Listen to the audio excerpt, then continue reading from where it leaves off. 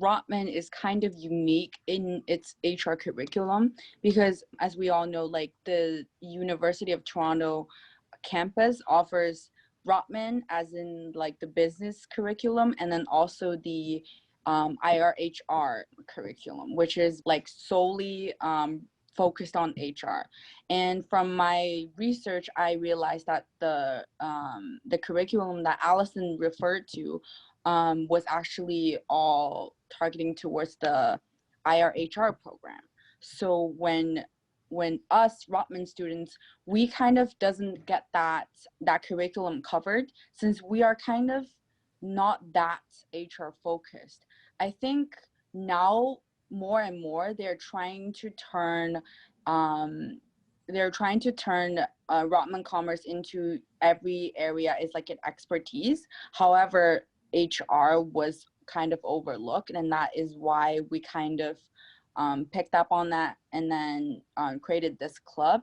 However, the curriculum was still not updated, and that's why I asked, is there any courses or certificate programs that after the Rotman Commerce program we can take to prepare for the CHRP? I can speak a little to a bit about what you're talking about. So when I was during my undergrad in the IRHR program, at the time it was called something else, right? I did take a few Rotman courses and they do translate. So if you go on the, if you go on the HRPA website, where it says the coursework requirements, you can look up, so for example, it'll list all the different courses that you need to take, and like, it'll allow you to search for schools and their courses that fill that requirement.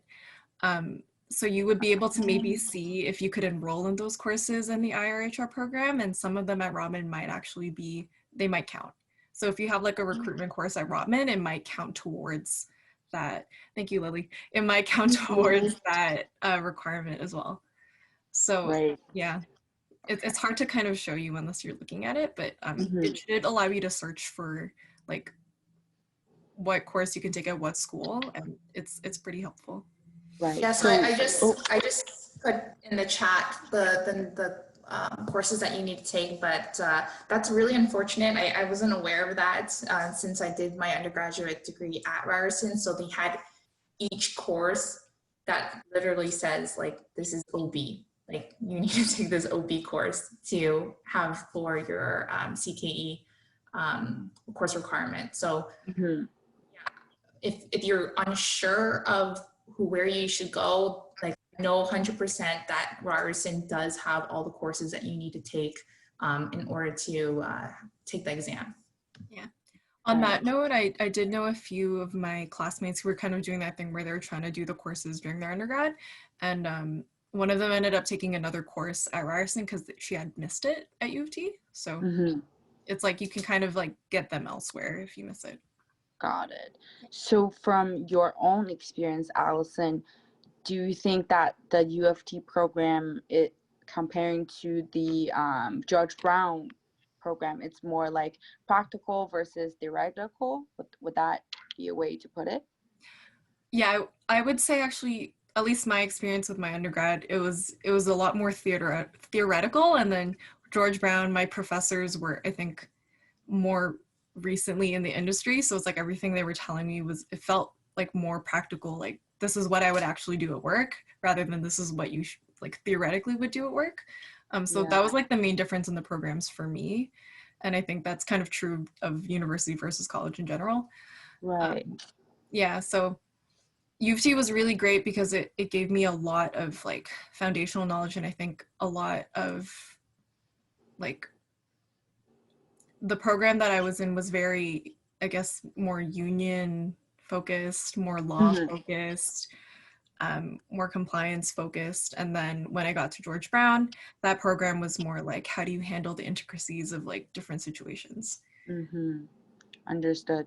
Yeah, that's what I find in our Rotman Commerce curriculum as well. So for example, I feel like they're designing the curriculum as a intro for, like for all the students to test out different areas. And then once you kind of find an area that you really, really like, and then you go into it and then explore, and then maybe take a program at like a college to get like that expertise into your brain. So I definitely think it's great advice for students to know early on, rather than later, so that they can have their trajectory and their career planned out ahead.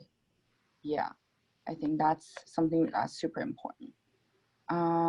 Okay, so another question is, when do you think that students should consider getting the CHRP? Would it be like, you know, freshmen or second years, or like upper years, undergrad, or like after getting some work experience?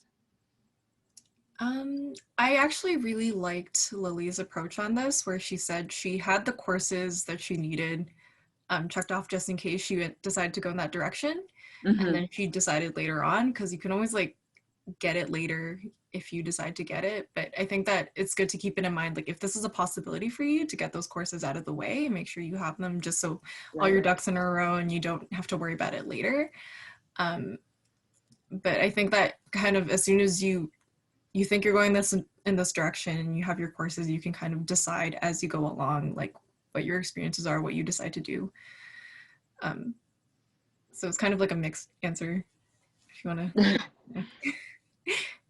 Yeah, like I would say it really depends. Like, but like looking back, I think I did it at the right time. Like I didn't lose all the information that I learned in school. So if you're going to do it while waiting to get work experience, don't wait too long. Right.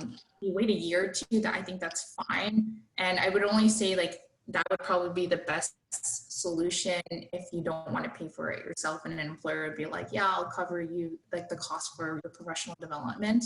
And then they'll cover the costs, typically your membership and your exam. So if that's the case, then yeah. But if you just want to get it over with, I would just say once you're done with the courses and probably your undergraduate degree, just go ahead and get it over with while the information's fresh in your head. Great. Just a smaller question adding on to that, is the CHRP requiring the work experience part? Like, is the work experience mandatory for getting that designation? No. So for the CHRP, no, it's only for the yeah.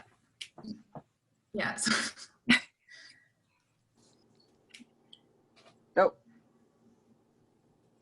Awkward silence. Okay. Oh yeah. We were just saying that it was so the work experience is only necessary for the CHRL, not the CHRP. Great. Okay. Next up is more like a personal versus professional question. So like, regarding the impact of CHRP, how did you guys find that CHRP designation impacted your professional life, and how did it make a difference? And what is the main benefits that you would say of obtaining the designation? Piggybacking off what Lily said earlier, it's like if someone's considering two candidates and they're pretty equally on equal footing, and one of them has a CHRP and one doesn't, I think it kind of does give you a bit of a leg up. I've also kind of gotten some positions just like having my CHRP in progress, or having it, like it was something that was in the job description. So having that there obviously was something that the employer was looking for. So that helped me a lot. And then also, I think that another kind of piece of it that we haven't really talked about too much was that to maintain the CHRP, there's a whole other component where you have to do these things called continuing professional development hours. And those are interesting. There are mixed feelings about it, I think, in the industry, but basically you have to contribute 66.67 hours of professional development hours every 3 years. And it sounds like a lot, but it's actually okay. And what I do like about it, while it's kind of annoying to like log those hours, it kind of like makes me go to these like events where for example, the HR conference, or like signing up for a webinar. And sometimes you learn some interesting facts that way. And also you can do things like mentorship, which count toward those hours. So I think that, you know, having the CHRP, it's also kind of an opportunity to kind of hold yourself accountable to that continuous learning. Right. Kind of forces you to which, upskill and yeah. like refreshes your mind. Yeah. Great. How about you, Lily? So for me, it was like it's played a little bit of a role, like in terms of it, where you get job descriptions where it says CHRL or CHRP an asset, and if you are between two candidates, you'll have the upper hand if that person doesn't have the CHRP or the CHRL. So it can make the difference. And I know for my job right now as a HR business partner, I had to have it. Like they wanted someone with the designation, especially RBC. They wanted to have someone that we hired from JLL to have that designation. So it can make a difference, and it can make you not get a job if you don't have it. So it can play a role as the CHRP and the CHRL grows, which is what we hope it will be similar to like the CPA, like where you need to have it, it's mandatory. Right. And from my own recruiting and job search, I do find that increasingly I see the word CHRP preferred or even mandatory more and more. So I definitely see that it being a trend to, you know, to hold this designation as like the gatekeeper of HR industry for, you know, new grads and stuff. So I definitely see that its importance is getting more and more recognized. And I think in school, the professors, I don't think ever mentioned CHRP in our curriculum, and have taken like a lot of the HR courses as a fourth year.